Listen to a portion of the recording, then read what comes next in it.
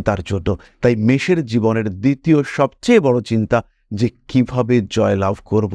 মেষ যে বিরাট অর্থলোভী একদম নয়, মেষ যে প্রচণ্ড ঈর্ষাপরায়ণ তাও একদম নয়, কিন্তু মেষের নেশা হচ্ছে জয়লাভ। মেষ হারতে পারেন না, কারণ মেষ হলেন মঙ্গল দ্বারা নিয়ন্ত্রিত।